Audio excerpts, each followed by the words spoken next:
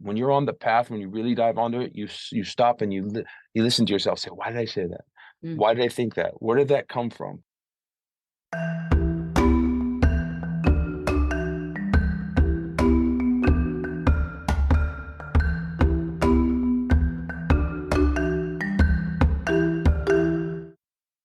Hello and welcome to Self Talk. I'm your host, Rachel Astarte.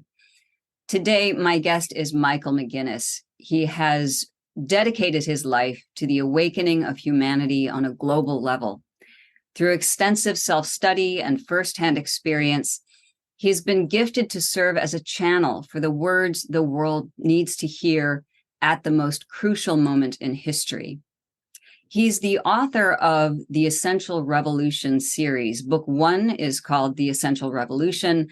Book 2 is now out. It's called The Invitation. And down the line, we can expect book 3, which is called The Summoning.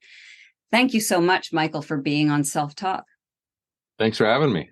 Yeah, it's beautiful. And I can't wait to dive into our subject today, which is the gift within the victim mindset. Now, as a psychotherapist, I see the victim mindset a lot.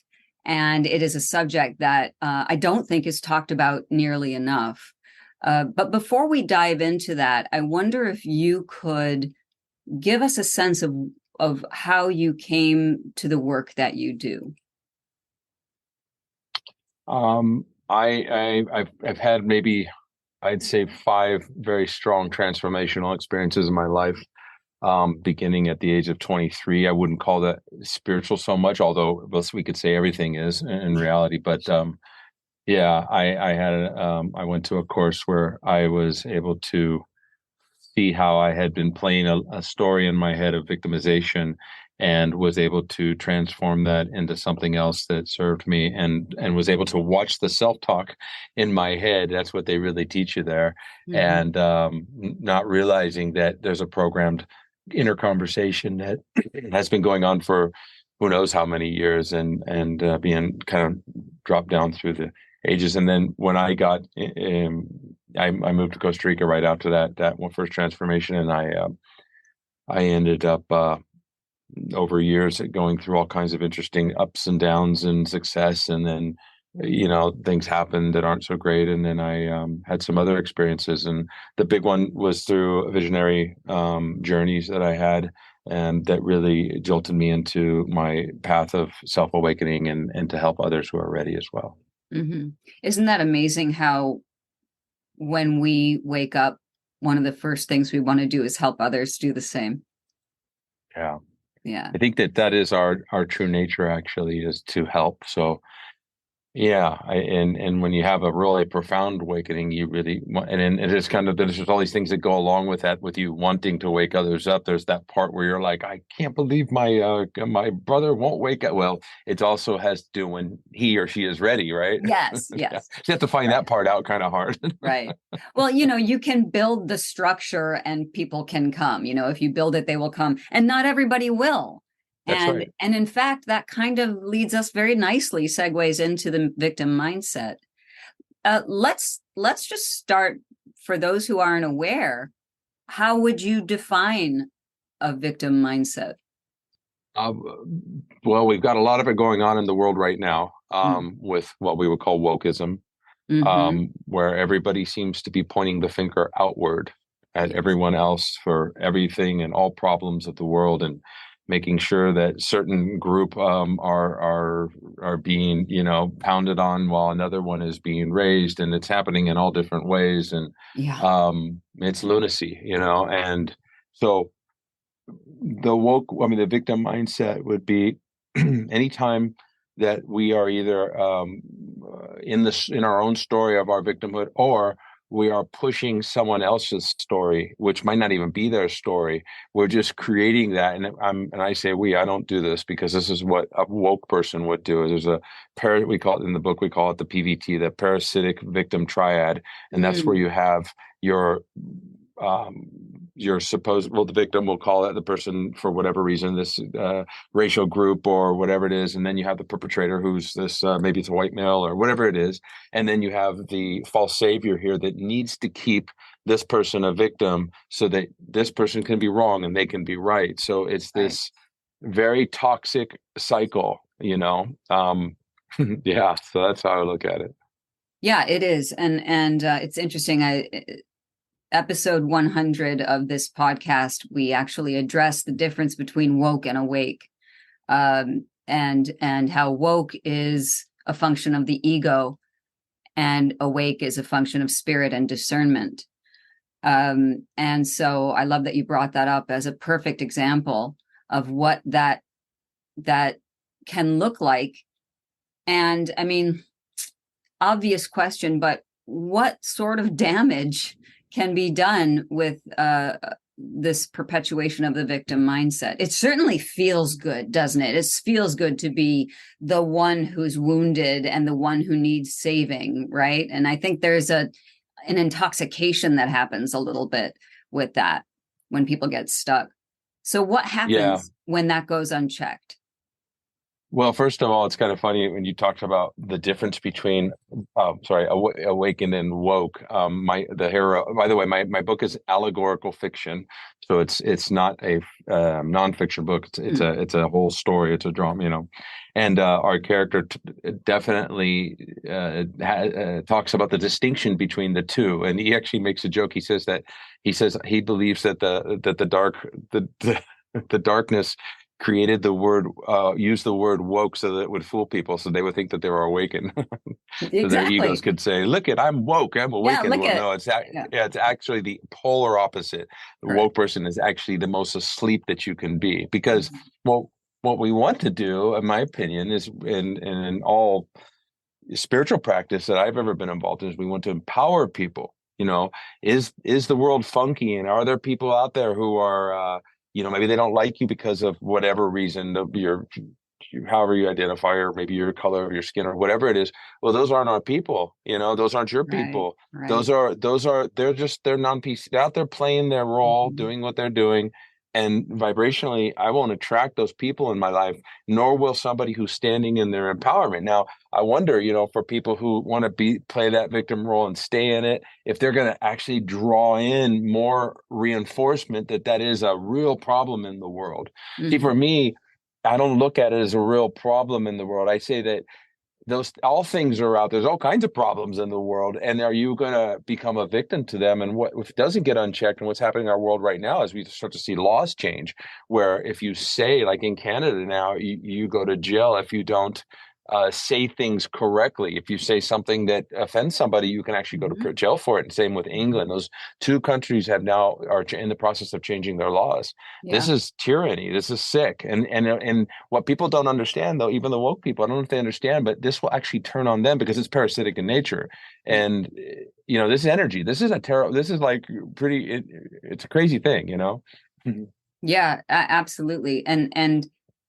And it's also very interesting because I know we're focusing on woke as an example of victim mentality, but and we can expand that in a moment. But the this feeling that like justice is being done because I'm speaking up. I'm saying those people over there are wrong and bad, and my feelings matter. Right. So if I've been offended because you use the wrong pronouns, or if I've been offended because, you looked at me in a sexual way when I was not ready for that, as opposed to that just being a human response to something that is attractive. Right. Right. You know what I mean? We stop talking to each other. And that's where I see the breakdown. So it's righteousness in the form of lack, right? Lack of connection, so Sri Ramana Maharshi has this exchange with a student who says, how shall we deal with others? And Sri Ramana Maharshi says, there are no others. That's how you deal with them. That's right. Right. So it involves a great big leap to understand that, of course, your feelings are valid. But how much of this is self-generated, right? How much of the feeling of victimhood is self-generated based on childhood wounding and et cetera, you know? Yeah, and a lot of those people who are out there sticking up for others and whatnot, it's really their way of lashing out at their process that they haven't completed within themselves of their story. And of course, they don't have what it takes maybe inside of them to come out and say, I've been hurt, I need to work through this. They don't do Yes. that. Instead, they're lashing out, because you don't see healthy people that are woke. I mean, you don't see spiritual, like truly people that are on the real path. I'm talking like the path where you analyze every word you say, everything. Like Neil Donald Walsh talks about it in what is that? The book, the series he wrote, Conversations with God, and he talks about like every word that comes out of your mouth, every thought that you have. When you're on the path, when you really dive onto it, you stop and you listen to yourself. Say, why did I say that?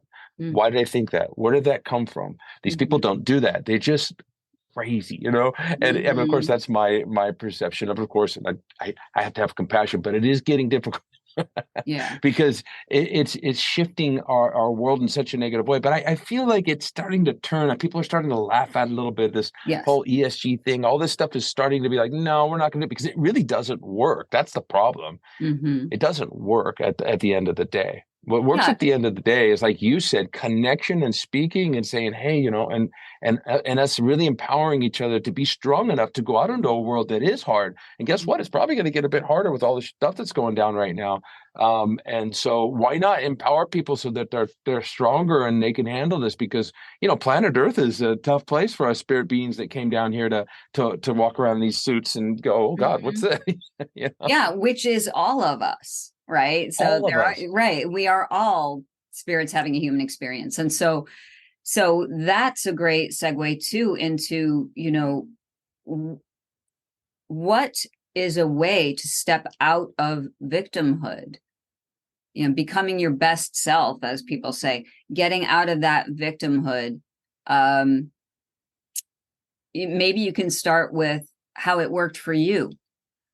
Yeah. What was it that shook you out of victimhood?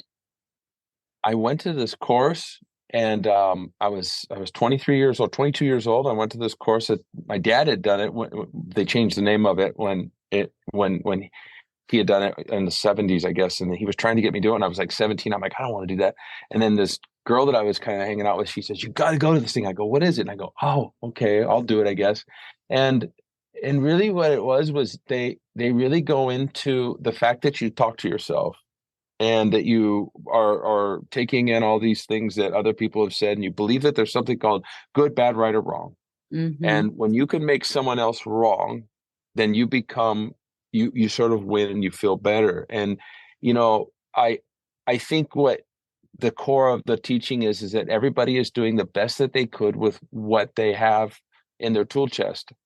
By the way, my books really pound on this subject because especially the first one, because it really is important for a person to move beyond their story if they want to really start to get in this process of awakening, because there's so many other places you're going to go, but you've Right. got to shed that. And one way is to say is to have that compassion. Well, that's impossible. That person did this, and we'll think of something very horrific. And I would argue, yeah, I understand, and it's terrible. And if I'm in the room and I hear something's going on, I'm going to open the door and say, hey, no, not that I believe that that's correct, but it happened. It's done. At the time they were doing best. So we find compassion for these people, and or the government, whatever it is you're blaming. And then you can also even ask yourself, like, break it down to the ridiculous, like, what does it really mean what they did? And maybe you'll come up with, well, it's just unfair. And I Mm-hmm. would say, have you ever been unfair to a person in your life? It's Mm-hmm. cruel. Have you ever said a cruel word? Mm-hmm. So what wasn't as bad? Well, where's the line? Is there some imaginary line out there where you get a break if it wasn't as bad as what? No, we all came here to have this journey, and it's going to be difficult. And so, yeah, if you're, I guess the best way I say this to do it is to look for the ways to move away from it, because if you don't, life is going to stay difficult and become more difficult. That would Mm-hmm. be like the number one thing I could say to somebody. Right. You're carrying that anger, that pain, that wounding And imagine how while yeah, wearing that suit of righteousness, right? exactly. And then who are you going to draw into your life? You're going to draw more perpetrators and you're just going to have, the cycle has to keep continuing, because what it's trying to do is it's like the universe knocking on the door saying, I am here to help you through this and to move on. And so it's going to keep send you reinforcements until you bust or just die miserably. And it happens every day. Yeah, it really does. And then there's this equivocation thing, like, well, killing someone isn't the same as saying a cruel word.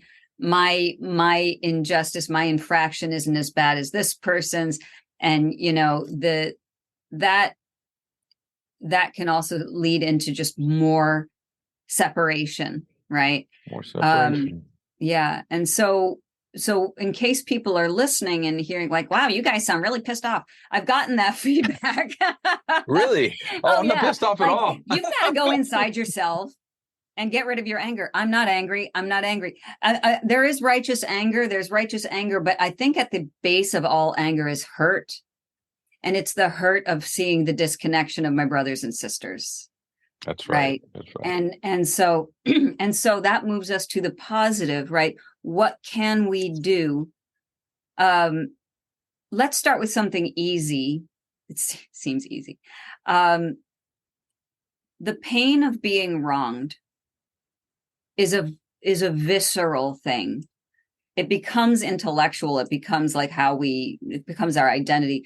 But the physical pain, that collapse internally, what do we do with the pain of being wronged if we are to move past victimhood?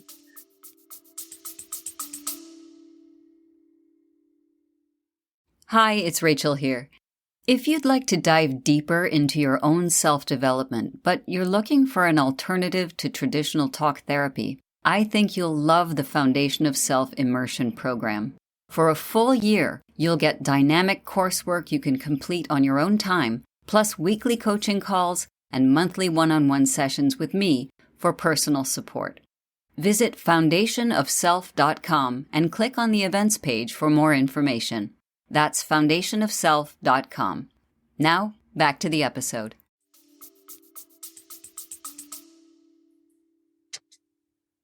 Well, a lot of it is you've got to release it, right? And sometimes what people do when they go through these processes is they get to a point where all that buildup of anger and pain has to come out somewhere, because it's probably stored in the body somewhere.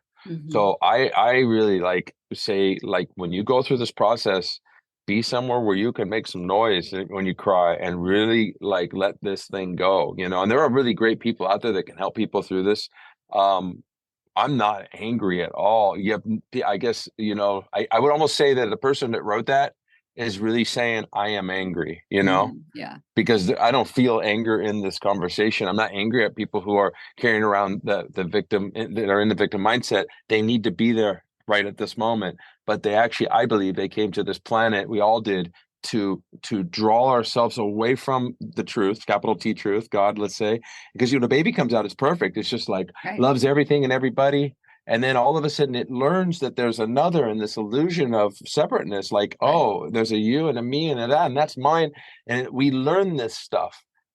I believe we came here to unlearn, to remember what we truly are, and to go back home. So you being in your victim mindset or whatever is somehow perfect. I don't want to be around it. So if it's barking at me, I'm going to walk away, because frequency wise, it's not a high vibration, in my opinion. I'm not around it, but there's no anger here. Yeah. And let's be very clear too, because what you just described energetically is a separation. I don't want to be around that energy. Yeah. Right. So let's talk for a second about that, because this is really important. It's deep stuff, but it's really important. What's the difference then between separating somebody's energy from yours and not seeing them as the other, capital O, other? So in the book, the hero talks about letting people go in love, because I don't know. I mean, we just went through this whole big separation thing with COVID and the thing and all this. And I've had people on me, and I just said, okay, but if we look at the way frequency works and vibration, we're not going to be around something that doesn't vibrate with us. That's why woke people all kind of congregate together, and then Hmm. people who are maybe awakened seem to find their own. And when you go through a process of awakening, you start to lose friends like this. Not Oh like yeah, you're, oh, absolutely. what a right, it happens. So I think it's a frequency specific matter to begin with. Hmm. Um, and then a good point about, well, how does that difference from our overall talk about separation? Well, I think there's a big difference between what feels to be me an actual push to separate people, like from the media and whoever's pulling those strings, or let's say whatever, because I think this goes way deeper than a bunch of men with fluffy white cats sitting around a round table going hee hee hee. I think it's way beyond that. I think Yeah, this is yeah, for a sure. massive thing that we're experiencing, and it's as hard as it is, we have to at least, like, for me, what makes me get up in the morning is go, okay, I somehow chose this. And then people say, well, how do you know you chose it?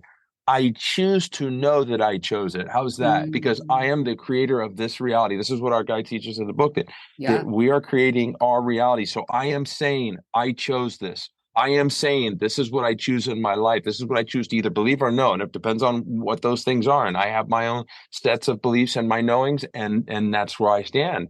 Mm. And I think when we look at the whole other the people that are doing the victimhood thing, I think that they don't realize that they have a choice. And it's an interesting thing, right? Because they do, but then again, they don't, because they don't know that they do. So they're sort of in this weird whirlwind spiral.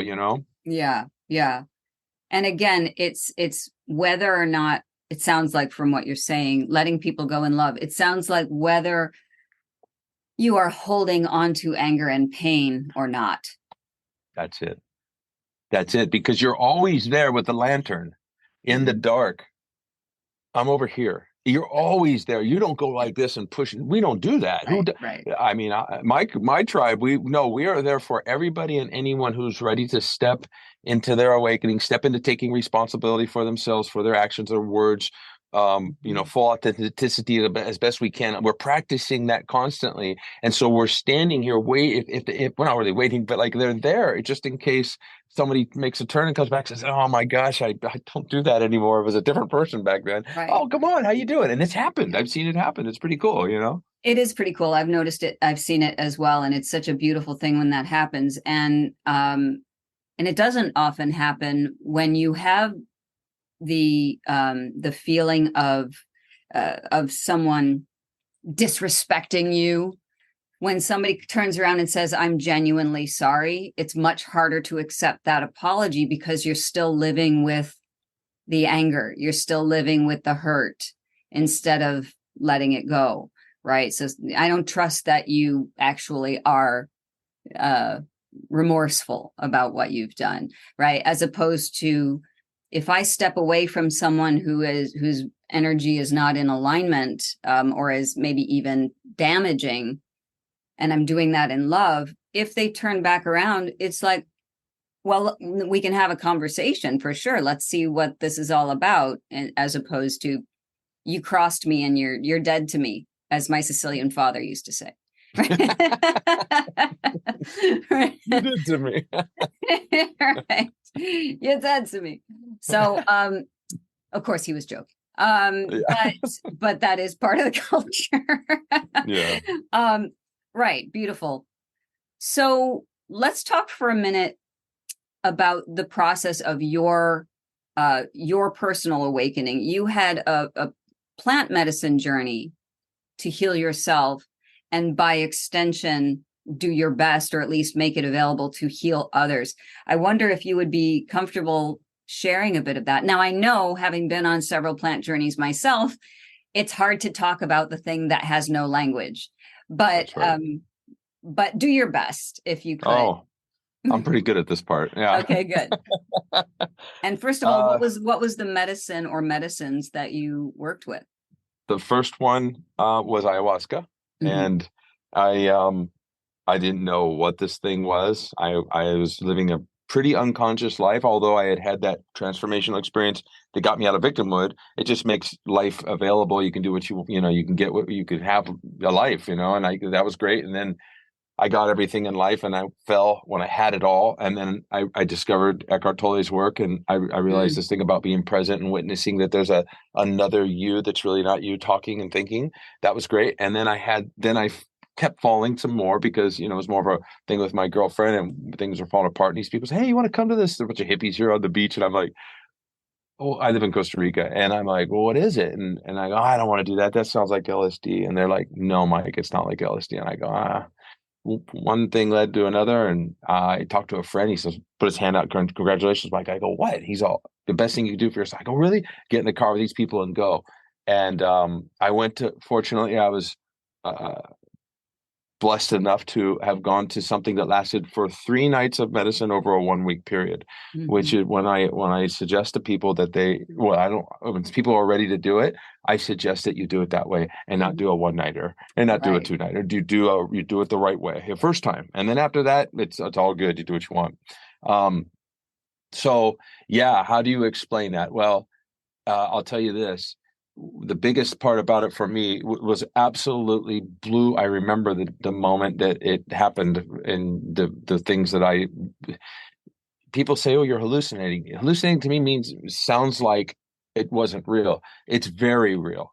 It's just as real as this is. It's that you're just stepping into maybe like another dimension, if that's what we're going to, I Absolutely. mean, Yeah. Yeah. right? And Yeah. these things are as real as, I mean, and it's weird. They know all about you. If there's Hmm. a day or whatever, it knows all about you and it shows all these things in your life. And you're like, how does this thing know that I've never told my girlfriend, who I do love, but I just was afraid to say it, that I'd never said it, but being with her for 8 years. And she said it to me. Oh, how does it know that? Right? Because Mm, it's a part of you somehow. There sure. is no separation. We all believe Right. everything's separate. That's over there. This is over here. And that's what's getting us into this mess in the first place, which somehow we chose to be in. And here we are in this third dimensional trap. Well, these medicines, what they do is they open the curtain of the third Hmm. dimensional illusion, and you go, oh wow, and you're able to go see and feel and hear and connect to something you've never connected to, and then that curtain's got to close because it's temporary, and it's what you do with what you got Yeah. from that ceremony or those ceremonies in your life. I Hmm. see so many people, my brothers and sisters, that go back to the medicine over and over. And I've done that too. I've sat Yeah. over 200 times. Yeah. But that's because I live in a medicine community. But I never got this feeling like I need to do medicine. A lot of people depended on it for their happiness. And I would really, caution people to watch that and to really just take what you got and then bring it into your life. And Yeah. it is unexplainable and it's huge, and it's just one of other medicines, which I've also had two other massive awakenings on two other medicines. Hmm. Yeah. The processing and integration part of it is Yes. essential. That what you see is a gift. You're given a gift to bring back to this reality. And if you're not processing that first and also integrating it into your current life. I mean, I've actually worked with clients who were really messed up by an ayahuasca trip because there was no one there to process and integrate with. So they get these terrible visions and they think their life is terrible. It's like, well, you have this is what you are, the language that's being used is not literal, right? It's imagery. And so we need to think in those terms, and we need to understand the messages in those terms. Right. So that's why, and that might be why the brothers and sisters of yours who are going back to like, I need more information.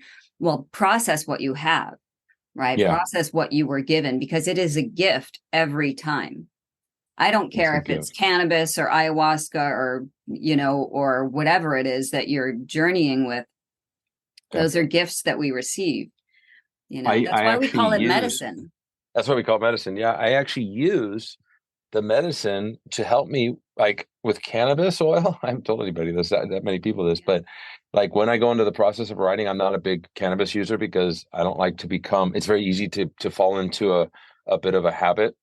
Um, and also I don't really, for some reason it feels weird when it comes on and it's strong, and I only use oil. I don't smoke it. So Uh, I use it though when I'm in the process of writing my books, and oh my God, it because I'm very sensitive. It literally yeah. takes me out of my body and brings me into the scene.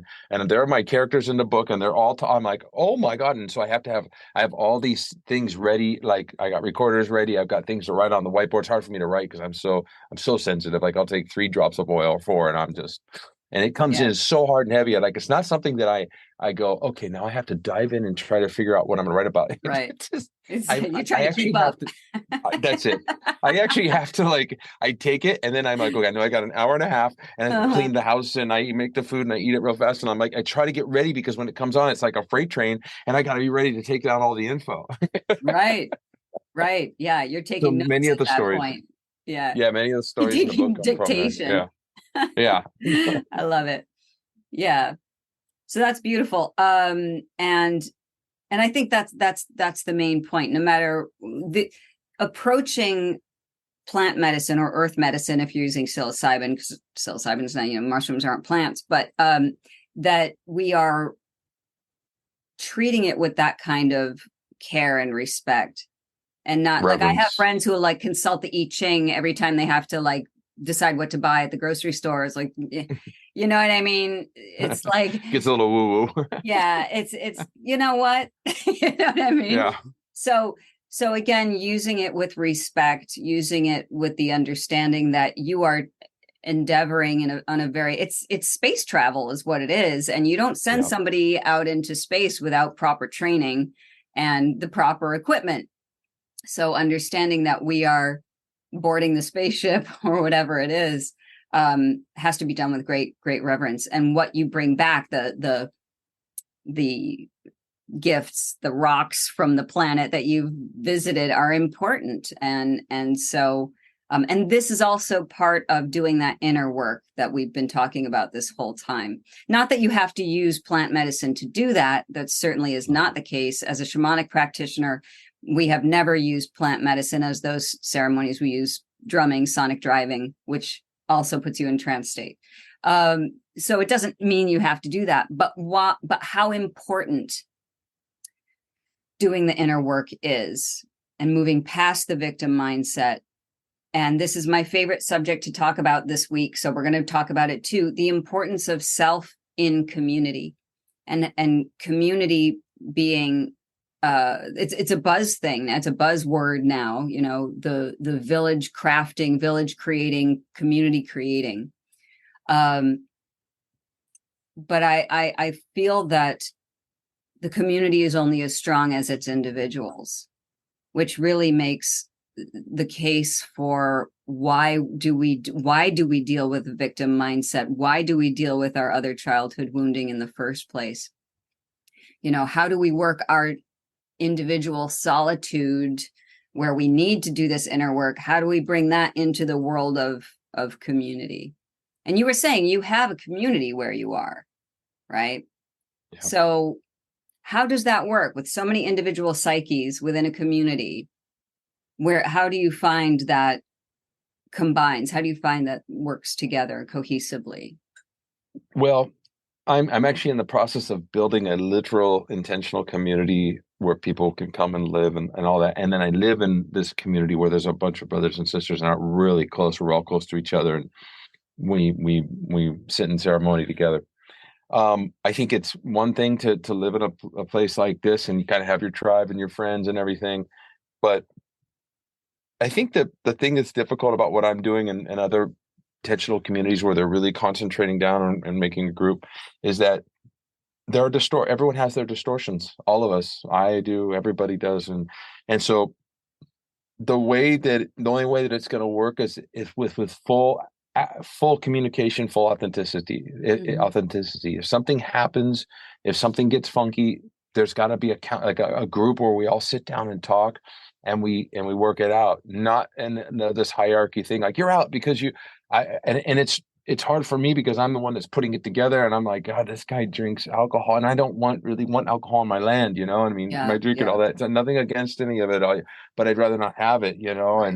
and so another person is stuck still in this idea that, and he's not. They haven't moved on yet, but there's these great potential possibilities. Another one is like very much like the land nobody should own it, and I should be able to walk across this guy's property to go to the river, which, you know what, he's right ultimately, And we also live on this place called planet Earth where there are all these rules set up and we live in a different world. It's like saying, well, money shouldn't exist. Well, I don't like the word shouldn't because it does. Mhm. And does Charles Eisenstein have a great idea for this sacred economics and this gift economy? Yes. Mm. Is it something that we can implement today? No. No. Yeah. No. Yeah. And, you Yeah. know, He's great. I love reading his yeah. stuff. Yeah. Beautiful. Right. So inner work is important, being able to communicate when there is conflict instead of automatically rejecting people, which causes all sorts of other energetic issues. Yeah. Yeah. Very important. Beautiful. So how can people find you, Michael, and how can people find your books? Well, I think you'll have a thing there at the bottom, right? Yes, I But will have all this, but yeah, my website, everything's on there, michaelmcginnis.com. And we're going to start putting podcasts on there and all that stuff. Spelled McGinnis, but again, it'll be below. And my book's on Amazon, and the Audible's out for book number 1, and I'm going to record Audible book number 2 next month. I'm going to California to sit in the studio and do that. It's not easy. Yeah. Oh, I know. I've done it. It's insane. Yeah. Okay. Yeah. Whew. Yeah, that's a big, but that's great. And it's great to hear the author's own voice. Yeah. Beautiful. Yeah. Excellent. Michael McGinnis, thank you so much for being on Self Talk. This was incredible and needed. Thank you.